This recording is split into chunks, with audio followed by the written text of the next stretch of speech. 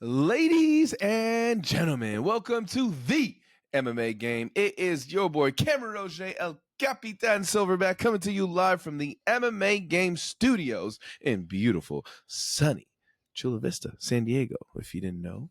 Now, today's episode, we are going to be talking about two fights, or I guess cards, that you can mention. The first one is going to be the previous one, UFC Fight Night, Edwards against Brady, and then talking about this upcoming one taking place in a special Mexico, UFC Fight Night, Moreno versus Erceg. But as you know, I got to introduce you guys to my other half. He is my tag team partner, my dude, Ryan Cariss. Yo, Cariss, what's the word? Yo, El Capitan Cameron Roget, my freak, my brother, my gunner. We're blessed, bro, to be back at it again. Yes, talking about are. UFC Fight Night recap and UFC Fight Night next week. Moreno versus Erceg. Oh, it's gonna be a good one. Yeah. It's gonna be a good one. Yeah. Quick and easy.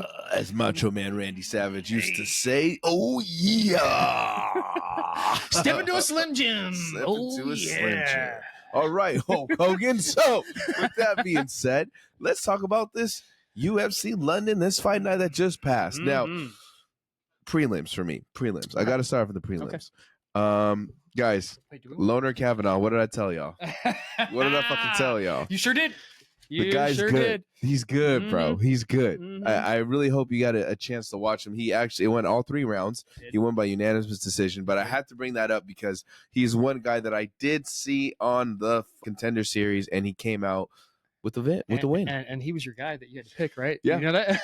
That's why you're running him? Yeah. Okay. What about the fans? Who the fans got? The fans got Herbert, Jai Herbert, in the main event, unfortunately. And he lost by decision. Split decision. Sorry. All good. All good, though, because that was a really good fight. It was. And then I had your girl, the one that you were saying to pay attention to. She got dropped. Got dropped bad. Really bad. And then turned it into a submission in round number 2. Yeah. Shauna Bannon. Shout out to Shauna Bannon. That's another big one. Well done. Again, Cam only picks people who win. She almost lost. Now, they may get dropped. Bad. But guess what? Yeah. We got chins. We stay in the fight, baby. So, they almost called that for a split second. He was almost right there to be like, that was nasty. Yeah, I'm glad that was nasty. Because she turned it around real quick. That's good on her. Good on her. Now looking at the main event, right? All those main card, the main card, I should say.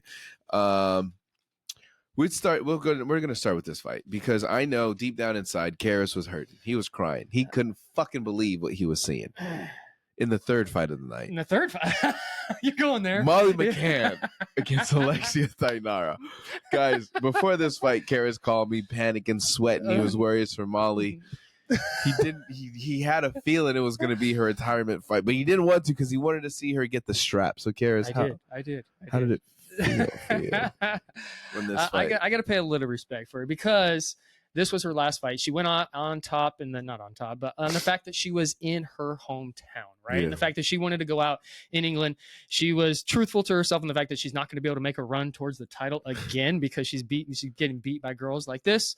So it is what it is. I'm going to give her respect in the fact that she was in the UFC, and none of us are ever going to be in the UFC except for some of those that actually listen to this. True. So I got to give her that respect in the fact that she made it to UFC. She had a good career, right? She brought a lot of eyeballs to her and to Patty the Batty. So I got to give her that respect. But you got to pay attention to your fans. Those are the ones that are there for you, right? Just say hello. It's okay. Anybody that's listening that's a professional fighter, it takes 2 seconds out of your life to take a quick picture and then walk away, and that person will love you for the rest of your career. So just do it. But other than that, congratulations, Molly McCann. Congratulations to the winner on that one. Good submission. Well done. Yeah, good submission. Huh? Yes, it was. I knew when it got to the ground, trouble. Oh, big time. Yeah. Trouble. Well, she's been submitted a couple times in her career, so no surprise. Remember that one when they cranked it and almost broke her shit? Yeah. Nasty. No. Well, I did fast forward a little bit. We'll take it back to the first fight of the night. First fight, Nathaniel Wood against Morgan Charrier. Wow. Fuck. Yeah. Fuck. And the fact that I went with you, I'm going to say that too. But even though I was saying, hey, Nathaniel Wood's good.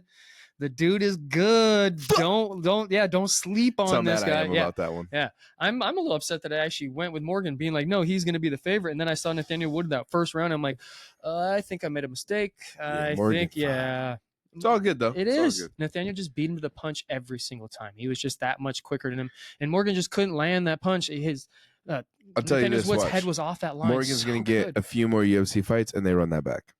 Okay. They run that back. He's going to get a few more fights, and they're going to run that back. But they're going to run it more for like the #1 title. Like, the #1 contender. I think maybe when they're both top 5. Could be.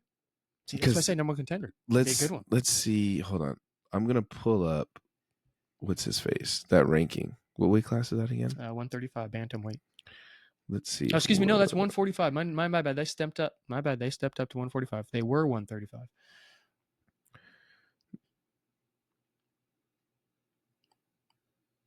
Yeah, so Wood's not even in the No, rankings. he's not top 5. He's not top 15. No. There's going to be some changes here, though. You got Bryce Mitchell fighting. Well, you got Kelvin right there, too, who could easily be pushed down. I mean, the most obvious for me that's probably pushed down is Bryce Mitchell after this next fight. Yeah. But anyways, looking back at that one, right? Fucking Morgan, dude. That really broke my heart. Broke my fucking heart. But it's all good, dude. We keep chipping at it. Nathaniel Wood, congrats on the win. Well done there. Told you, that's why he's a prospect. Second fight of the night, we had Chris Duncan getting it done by submission against Jordan Vucinic. That was actually a pretty good fight, dude. That was a good little scrap. Good little scrap. Fucking Chris came out with the dub. That was pretty fun to watch. Back and forth. And then, so these next 3 fights, guys, I got juicy because we had Kevin Holland getting it done, unanimous decision against Gunnar Nelson. Kevin Holland again showing us that he's not bad with the jits. No, he's not. Not bad not with at the all. jits. He was getting his Z guard in there and getting that knee up in the way every single time and throwing his foot over the head and just being like, just giving him a problem. Kevin Holland's good. Really good defense. He's good. And again, it's the weight class, bro. He needs to stay here. He's got to stay here because again, those big, heavier guys, they just walk through them. It's almost too easy for them. So the community was saying, or even the fighters were saying, that Gunnar Nelson is actually a better jiu-jitsu or better grappler than RDR is. And RDR is a 185er, and RDR took out Kevin Holland, and Kevin's like, dude, no way. Gunner's definitely a better grappler. Size does matter within these divisions. That's why there's weight classes. So for him, I'm glad that he finally, he said it a little while ago, but he keeps going back to 185 because the boy likes to eat. Likes to eat and likes to have sex. That's exactly what he said. So he's going to keep doing it. And if he gets a fight at 185, he's going to take it. He makes great money doing it. He doesn't care. He's a fan favorite. He is a fan favorite. He's got. I want to watch him fight all the time. More fun fights involved. He just I wouldn't mind them running it back with him and Wonder Boy, to be honest. Hey, it was entertaining. That was not a bad fight. Your boy. After that, get to it. Yeah. Oof, boy. Yeah. Ooh, another winner for me on the night. Carlos Uber getting it done, unanimous decision against Jan. What'd I tell you about Carlos? Oh, you've said it a couple times. That boy, Carlos. Carlos. You've said it a couple times. You're going to say it about the next guy, too. Because I got a hat trick. I got 1, 2, 3 winners at the end of the night. But anyways, Carlos has put his name up in there. I definitely think he is getting Yuri next. Yuri has to be his next fight, and that is the #1 contenders, because after this, my boy Carlos will beat Yuri, and he will be calling out the Brazilian Terminator for a title shot. Unless they do 3. I don't know. We'll see with him. The Brazilian Terminator doesn't have the title right now, so he's got to go Uncle Lion with the title shot. I don't You're think you caught what I said. Brazilian Terminator is winning that belt back. My bad. And then my boy Carlos will be fighting the Brazilian Terminator for the strap. That's what's going to happen. You see something otherwise? No. But I did see that Jan was like kicking like a rock. And Jan's still a problem, dude. though. Yes. Jan's still a problem. Yes, you could see it in Carlos's face. Like every time he hit him, he's like, dude, this hurts. My hand hurts. My feet hurts. My knees hurt. Like, especially get me away from this guy. The shins. My God. I could not imagine taking a leg kick from Jan. You couldn't tell when Jan got hit half the time because he just ate it and just kept going. His head was just stuck like every single time. Like you couldn't tell that he got hit. It's like a stone. Yes. Bro. It was like hitting a rock. Fuck that. Fuck that. But then in the main event, my boy from Philly, you heard it from him right after he won. Wow. Go Birds! Sean Brady getting it done by submission in the 4th round against Leon Edwards. And it was exactly how I think we both pictured it. Called it. It was probably even more like epic to see it all played out because Sean Brady, yes, he is a problem on the ground. Not just that, his stand-up is actually very, very fucking good. Guys, Sean Brady is going to be challenging Bilal for the belt. I think that's going to be a rematch. Called it. Didn't we call it? We said he's going to be choked out with a guillotine. That guillotine. Or a rear naked choke. And guess what happened? He got guillotined. I'm so glad it went 4 rounds. I'm so glad it didn't end in 1 because my jiu-jitsu geekiness was coming out like insane on that. I've already watched this fight twice. I'm probably going to watch it again just for what Sean Brady was doing during this transition. Oh my Lord. So much dominance from Sean Brady, no matter where this fight went. Yes, there may have been times when Leon might have clipped him, but then look at the output. There was not that much output from Leon going into the 4th round. No. Now that second round Thank you for going there. Thank you. The second round for me is a 10-8. I got a stat. 10-8 because Leon didn't do shit. Nothing. Leon, in all honesty, was surviving. Yes, he was. Now, hey, Yes, he was. it happens. I fucking survive half the time in my jiu-jitsu class. All fucking good because I know I'm getting 1% better. But every day in this UFC game, you got to throw something back, play. You didn't do shit. Nothing. Go ahead, him with the stats. Hey, what was the punch stats? Any guesses? 100-2. 38-0. Yeah. He had 0 punches in round number 2. Rocky, come on. The ride time, the control time during round number 2 for Sean Brady, 4 minutes and 57 seconds, meaning it took him 3 seconds to get him across the cage and get him to the ground. Yeah, that's pretty powerful right there. That's a 10-8 round, and they didn't give it 10-8. I don't get that one. I don't get it. Why do these judges like what? What do you got to do to get a 10-8 sometimes? And then other times they give it a 10-8 and it's like, nah. Like, why was that a 10-8? That wasn't dominant. That was a dominant. Yeah, that was more dominant than I have seen in a while. Yes. Oh, man. And for the casual fans, unfortunately, the ones that potentially don't do jiu-jitsu, that's maybe not be the most fun fight for you guys, right? But I'm telling you, I was geeking out the entire time, bro. Yeah, just looking at everything that Sean was doing. His ride, his control, his flow, this floating on top of him for every way that he was going. Leon would go one way, he'd just go with him. Just simple jiu-jitsu, and just was able to just beat the shit out of his face and just elbow him and then finish him with that lovely guillotine. The finish was fucking textbook Sean Brady. I mean, that's one of his favorite moves is the fucking guillotine, and he put it on full display right there, and you could see how tight it was. I knew it was over when he got it, and he's still adjusting, but Leon's face he started cringing, and I was like, oh boy, that's it, it's a wrap. And Paul Felder was saying it too. He's like, oh, it's done. Wrap. It's done. And then he got his hand together. Like, yeah, you're done, bro. Yeah, dude. Yeah. So you know what? Kind of just focusing on Leon a little bit. I'm sad for Leon, dude, because unfortunately, did Bilal show everybody a blueprint? I think so. Yeah. But even before Bilal, it was Kamaru.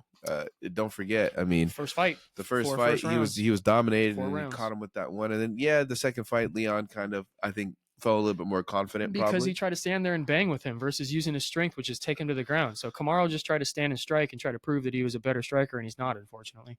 Go on, my bad. No, you're good because Leon now has to figure out what the fuck is he gonna do. True. I don't think he has another title run in him. No.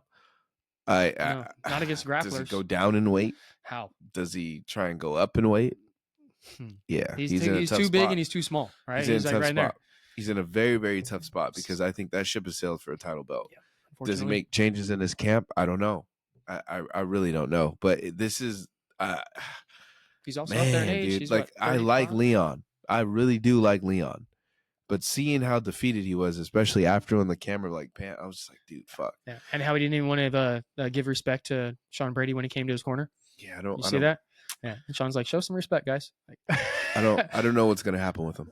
I don't, and I'm worried for Leon because I really do like the guy. Do you? Fuck Colby. Fuck Colby. Yeah. Well, I saw that fight with Colby. That was good. He beat Colby. He did beat Colby, but I just feel like.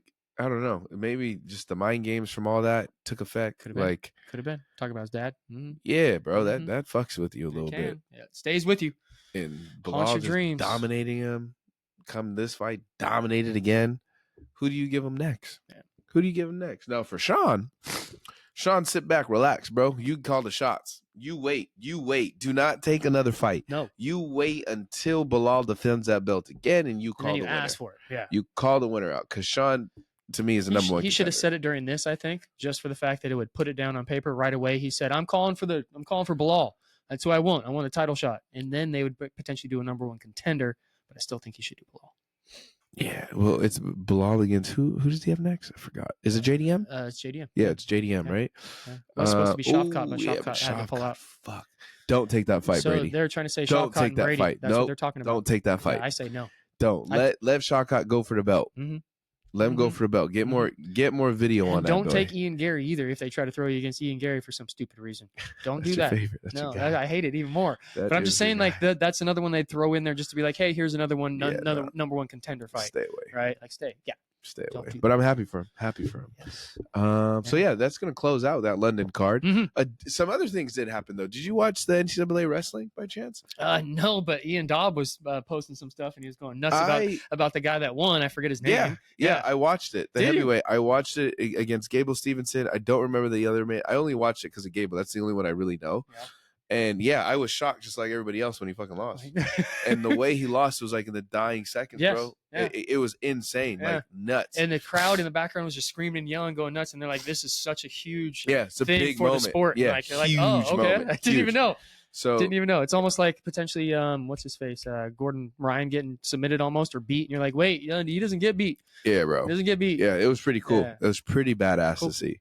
What else? There's something else that happened. Unfortunately, we did lose one. George Foreman passed away. We sure did. Right? That's fucking terrible. Another great.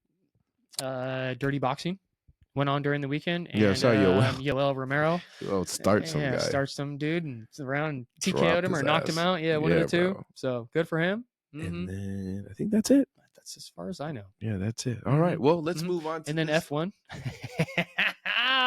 You won't even say anything about your F1 boys? No, because I was ready to talk about UFC Fight Night in Mexico City. Let's get after you bringing up F1. F1. They can save F1 for later.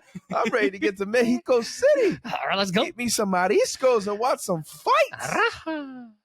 Raha. Okay, well, we'll get back to the F1, but we all know McLaren. We running the show. Running the show. But this weekend, guys, we have another amazing card. UFC Fight Night in Mexico City. Their main event is going to be Brandon Moreno against Steve Erceg. But let's walk through those prelims. So the first fight of the night, and this is actually going to be Cam's pick of fight of the night for your prelims. It's going to be Markel Medeiros against Austin Hubbard in the men's lightweight division. I'm going Markel Medeiros because I've been supporting him since he was on Dana White's Contender Series. That boy, good. After that, in the men's featherweight division, we have Jamal Emmers against Gabriel Miranda. Following that, in the men's lightweight division, we have Rafa Garcia against Virex Pichel. Vic Pichel. There it is. My fault. Butchering names as always. In the women's strawweight division, we have Lupi Godinez against Julia Polestiri. In the men's featherweight division, we have Christian Rodriguez against Milzelkiel Costa. Polka dot head, as we know him. In your co-main on the prelims, in the men's middleweight division, we have Etera Gautier against Jose Daniel Medina. Excuse me. And then in the men's flyweight division, in the main event, we have Edgar Chairez against CJ Vergara. So two fights that I would say people need to pay attention to. The one is the Christian Rodriguez and Polka Dot Head, Milizquel Costa. And then in the main event, you need to watch the Edgar Chairez versus... How do you say his name? Yeah, CJ Vergara. So pay attention to those. If you're going to watch the prelims, those are the ones you need to watch, or go back and watch it after it's done so you don't have to, you can fast forward right to it, right? Pick from the hat. Make sure you watch that first fight, though. That one's going to be juicy. This is your pick this week. All right. So, fans, you guys go first. As always, we like to give y'all some love, and you guys got... With the fans. Who'd they get? You can't read it? I can't read it. Okay. Palastri. Is there a... Did they take him off? No. Julia Palastri. Yes, so you got Julia Palastri who's fighting against Lupi Godinez. Who's fighting against Lupi Godinez. Good luck. In the women's strawweight division. Julia, she does have a 13-4 record, 27 years old. She won her last fight by split decision. She is fighting against Lupi, who's 12-5, who is coming off a loss, unanimous decision against Mackenzie Dern. So you might have a chance there. You might. You just might. Now, for yours truly, only the best picker of athletes. Only picks winners. Can you read it? Yes, I have Medina, Jose Daniel Medina, who is going to be in the co-main event. He lost his last fight by unanimous decision, unfortunately, against Zach Reese. 33 years old, comes in with 11-4 record. Cariss, who do you have? I'm happy about this one, but at the same time, I'm not, because I like Austin Hubbard, but Austin Hubbard's potentially going to lose this fight, so that's the only reason why I'm not so excited about it. So you got Austin Hubbard? I got Austin Hubbard. So he's got Austin Hubbard. Austin Hubbard is coming off a loss by split decision against Alex Hernandez, 33 years old, fighting against my dude, Markel Medeiros, 9-1 record, coming off a win, unanimous decision. So Austin Hubbard was on Tough 31. And remember, the last week I was talking about the other two guys that were on Tough 31 and saying that the UFC is trying to kick these guys out now because they're lost. So they're potentially setting him up with this guy to be able to lose. So he might be his last fight in the UFC. So that's why I'm saying it's a little tough to have Austin Hubbard, but not saying he can't do it. Like, he can. Well, I mean, remember, those other two guys, though, did put on quite the performance last time. So you never know. They did. And if Cariss was maybe the fight, what's their title again? The guys that pick the fights. Oh my gosh, I'm having a brain fart. The guy that picks the fights? Yeah. What's the title? What did it call Sean Shelby and them? That was a specific name. Am I? Yeah, I'm drawing a blank. But anyways, if Cariss was the one that was cutting and hiring fighters, we already know that he's out of a job. Yes, I would. So let's move on to the main card. First fight of the night, guys, in the men's flyweight division. We have Ronaldo Rodriguez against Kelvin Borjas. Ooh, all righty. In the flyweight division of 125 pounds from Mexico, Ronaldo Lazy Boy Rodriguez is the favorite in this fight at -148. He is 25 years old, stands at 5'6", and his fighting style is a striker. He's got 20 professional fights, 18 victories, and 2 defeats. 7 wins by KO, 5 wins by submission. He's coming from Dana White's Contender Series Season 4, where he's got 2 UFC fights and 2 victories. Coming off a decision over Ode Osborne back in September of 2024. I was bummed about that one because I wanted my guy Ode Osborne to win that one. From Peru, we're going to have Kelvin El Gallo Negro. Borjas is the underdog in this fight at +124. He's 26 years old, stands at 5'5", and his fighting style is freestyle. He's got 12 professional fights, 9 victories, and 3 defeats, 8 wins by KO, coming off of Dana White Contender Series Season 7, where he's got 2 UFC fights and 2 defeats, coming off a TKO defeat to Alessandro Costa back in May of 2024. Yep, going lazy boy. Yeah, I'm going Ronaldo. Ronaldo, you've got my pick. In the men's bantamweight division, we have David Martinez against Simon Oliveira. Ooh, in the bantamweight division, 135 pounds from Mexico, you have Raul. Oh, dude, I'm sorry, I do not have that one. Oh, I don't have that one. Oh, good. My apologies. Oh, that was not on my thing. See how I was just going through it and being like from Mexico, and that wasn't what you just said. Oh, good. Oh, good. We'll skip that one. But if you guys can, make sure you tune into that one. That's going to be the second fight of the night. On the third fight of the night, we have Raul Rosas Jr. against Vince Morales in the men's bantamweight division. Who's the favorite? Raul Rosas. Okay. All right. Good call. In the bantamweight division of 135 pounds from Mexico, we're going to have Raul El Nino Problema Rosas Jr. is the favorite in this fight at -310. Yeah, big favorite. He's 20 years old, stands at 5'9", and his fighting style is freestyle. He's got 11 professional fights, 10 victories, and 1 defeat, 2 wins by KO, 6 wins by submission, coming off of Dana White Contender Series Season 6, where he is the youngest UFC fighter to ever fight in the UFC at 17 years old. Crazy. He was 5 UFC fights, 4 victories, and 1 defeat. He's currently on a 3-fight win streak, where he's coming off of a decision victory over yeah, I can't even say his name. So yeah, that's it's exactly hard. That one's hard. That's a tough one. For September that's a toughie, in 2024.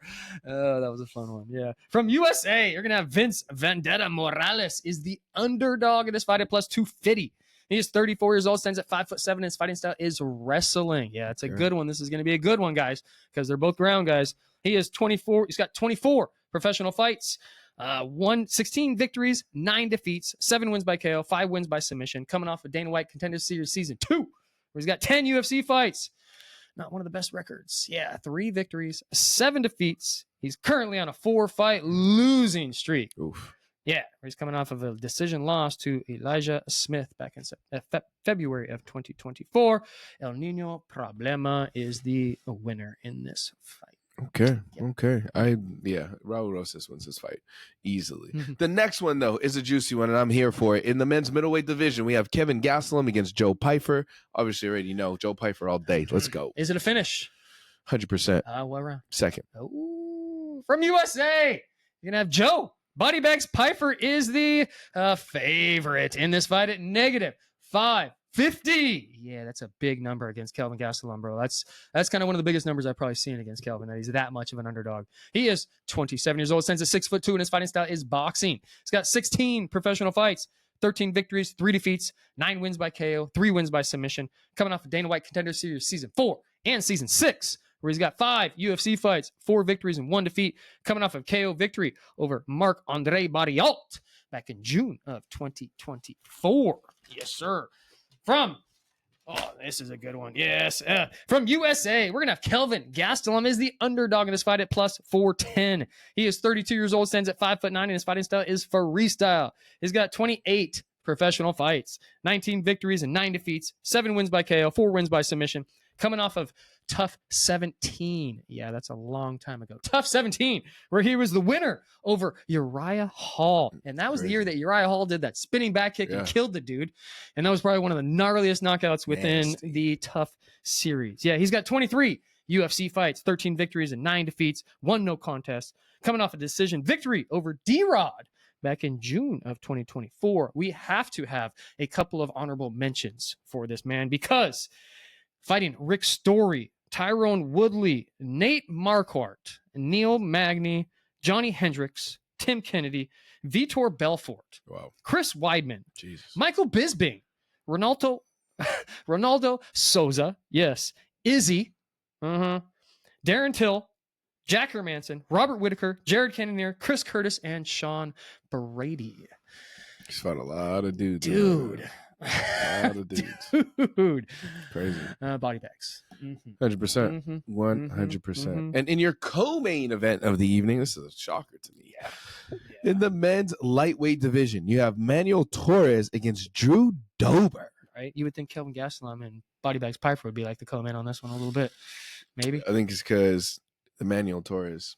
Down in Mexico. So. Yeah. Yeah. That makes sense. I'm going Manuel in this fight too. Actually, damn it. I'm going Manuel. Because in the lightweight division of 155 pounds from Mexico, you're going to have Manuel El Loco Torres is the pick'em in this fight at -115. Oh, wow. Yeah, he's 29 years old, stands at 5'10", and his fighting style is MMA. He's got 18 professional fights, 15 victories, and 3 defeats, 7 wins by KO, and 7 wins by submission. He's coming off a Dana White Contender Series Season 5, where he's got 4 UFC fights, 3 victories, and 1 defeat, coming off of a TKO defeat to Ignacio Bahamondes back in September of 2024. Not surprised, but Bahamondes is on a run right now, and he just won his last fight. Also, from USA, you're going to have Drew Dober is the pick'em in this fight at -105. He is 35 years old, stands at 5'8", and his fighting style is freestyle. He does have 41 professional fights. Wow. 27 victories, 14 defeats, 15 wins by KO, 5 wins by submission, coming off of Tough 18, where he's got 24 UFC fights, 14 victories, 9 defeats, 1 no contest. Currently, unfortunately, on a 2-fight skid. Yeah, coming off a decision. The first fight loss was coming off a decision defeat to Money Moicano, and now he's coming off a TKO defeat to Jean the Lord Silva back in July of 2024. I'm a little split on this one, but I'm going to go with Manuel Torres for the simple fact that he's home in Mexico. Yeah. And he's on a little streak. It's going to be tough going against the Mexican fighters in Mexico. But not surprised if Drew Dober wins this, guys. Okay? He's got it in him. He can, right? Kind of like I said about Nathaniel Wood last week on that one. He's got a potential, but it's going to be tough against. Yeah. It should be a good one, though. Should be a good one. That co-main should be very, very good leading into this main event of the evening. Mexico City, I hope you're ready because in the men's flyweight division, you have Steve Erceg, who's traveling to fight against Brandon Moreno, representing TJ, baby. Of course, we're going for Brandon Moreno. Let's go. In the flyweight division, your main event of 125 pounds. We're going to start with the contender or the challenger from Australia, the number 8 ranked flyweight in the world. Steve Astro Boy Erceg is the underdog in this fight at +164. He is 29 years old, stands at 5'8", and his fighting style is MMA. He's got 15 professional fights, 12 victories, and 3 defeats, 1 win by KO. Yeah, that 1 win we keep talking about. 6 wins by submission. He's got 5 UFC fights, 3 victories, and 2 defeats. He's currently on a 2-fight skid. Yes. He lost the title to Pantoja, and then he's coming off a TKO defeat to Kai Kara France back in August of 2024. That's my dude. From Mexico, UFC's number 2 ranked flyweight in the world. Brandon, the assassin baby, Moreno is the favorite in this fight at -198. Of course he is. He is 30 years old, stands at 5'7", and his fighting style is jiu-jitsu. Good man. Well done. He's 32 professional fights, 22 victories, 8 defeats, and 2 draws. 5 wins by KO, 11 wins by submission, coming off of Tough 24, where he's got UFC's ex-flyweight 2-time champion of the world. He's got 17 UFC fights, 10 victories, 5 defeats, 2 draws, coming off a decision victory over Amir Albazi back in November of 2024. And I was just asking about Amir last week. Yeah. He lost his last fight to Brandon Moreno. Brandon Moreno should win this fight. He should win this fight. I mean, to be honest, again, bro, like I don't know. Disclaimer on this one. I just, after seeing Pantoja out fucking class Erceg, and then seeing my boy Carcar in France fucking knock this motherfucker out, I'm good. I think Brandon should get through this. So one thing I noticed, Erceg only has 15 professional fights, so he doesn't have the experience. Kind of exactly what you just said, how he just got beat by those 2 guys in a row. It's like, oh, okay, no wonder, right? You're maybe not ready for that type of level, even though you're a good fighter. You might not be ready for a guy like Brandon Moreno. We'll see. Yeah, we shall see. Mm-hmm. We will see. But it should be a good card, guys. It should be a definite good card. And obviously, Mexico City is always popping. And still 4 p.m. Pacific Standard Time, so it's a regular time for us. Not like it's anything early and have to get up early or do anything or stay up late, whatever it is. So that's good. Yeah. That's good. Good times. All right. You want to talk about your F1 now? You want to talk about your F1? What are you talking about? Yeah, I mean, it's your boys. Listen, aren't you going to be a little proud of them a little bit? Yeah, but just a little. The season's still early. It's man. still young. I know. I'm not going to get excited. Yeah, we won the race. Yeah, we won. But there's was it 24 races in the season? I think it was. So yeah, we take it. We accept it. We're happy, but we're always looking forward to the next one. Now, I mean, I could ask. Say that about your Eagles all the time. You're like, they're on their way. Yeah, we're at the top. We're at the top. See? Eagles at the top. We're at the top. Go baby. Birds! Go Birds! Super Bowl champs, baby. You know, it must have been nice for you though, because United didn't play this weekend, so you don't have the stress of worrying about being fucking relegated. Yeah, actually, you guys don't have to worry about that. Hold on. You don't have to worry about Tottenham though. If you're a Tottenham fan, y'all suck. I know if you're a U.S. national team fan like myself, yeah, that's not the greatest conversation. Yeah, I didn't watch that game. So I didn't watch it either, but I didn't want to watch it because I knew they were going to lose to Canada for the first time in 30-something years. Yeah, pathetic. Yeah, it's all good. Change is coming, right? Yeah, change is coming. It sure is. They're very talented. They can't win shit. All right. But yeah, other than that, guys, I think that you could call it a wrap. That wraps it up. You could call it a wrap. So again, just make sure you guys tune in to that UFC fight night. Again, it's another weekend of beautiful fights. Hopefully we have some really, really good ones on there. We should, because it's taking place in Mexico City. Mm-hmm. Other than that, guys, tune in, subscribe, keep tuning in, guys. We appreciate all the love. The MMA game is out. See you in Mexico. Hasta la vista, baby.